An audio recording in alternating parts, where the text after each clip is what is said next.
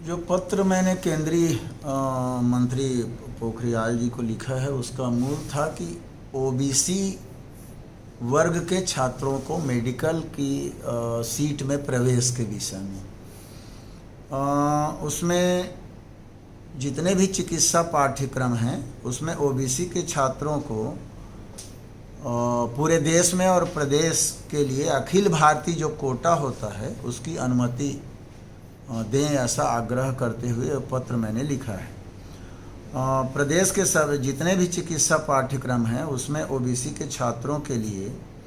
अखिल भारतीय कोटा की जो अनुमति दिया जाना चाहिए वो नहीं किया है। संविधान का जो 93 संशोधन अधिनियम 2005 है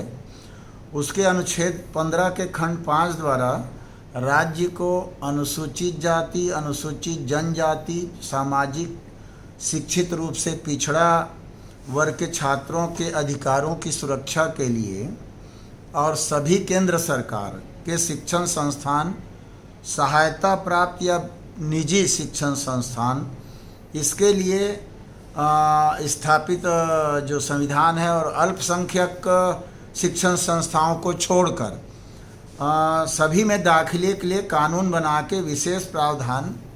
उसके करने के उसमें उल्लेख है। और इसी के लिए मैंने उनसे कहा है कि स्नातक और स्नातकोत्तर जो पाठ्यक्रम है उच्च शिक्षा के लिए केंद्र सरकार के जितने संस्थान हैं और राज्य सरकार के संस्थान जो हैं उसमें प्रवेश के लिए ओबीसी छात्रों के लिए आरक्षित 27% का जो अखिल भारतीय कोटा में 0% मेडिकल सीट आवंटित की गई है, जबकि 27% का आरक्षण है तो वो ओबीसी को मिलना चाहिए। इसी प्रकार मेडिकल पाठ्यक्रमों में सीट भरने के लिए अखिल भारतीय कोटा में इन छात्रों को सीटें मंजूर नहीं करके संविधान के अनुसार काम नहीं किया, अनदेखी की गई है, ऐसा मैंने उनसे कहा है। निजी संस्थान को अगर छोड़ भी दें तो सरकार ने केंद्रीय संस्थान यानी एम्स जो है अखिल भारतीय चिकित्सा विज्ञान सफदरजंग अस्पताल, PGMIR और मौलाना आज़ाद मेडिकल कॉलेज में प्रवेश के लिए अखिल भारतीय जो कोटा होता है उसमें आरक्षित सीट की अनुमति नहीं दी गई है। और सरकार के इस काम से काफ़ी छात्र चिकित्सा के क्षेत्र में जो अपना कैरियर बनाते वो उससे वंचित हो रहे हैं। इसलिए उनसे मैंने आग्रह किया है कि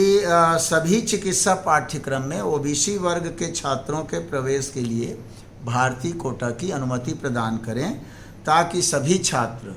उसमें अपना प्रवेश ले सकें और अपना भविष्य सुधार कर सकें। और उनसे आग्रह किया हूं कि इस संबंध में तुरंत वो कार्यवाही करें और मेडिकल पाठ्यक्रमों में अखिल भारतीय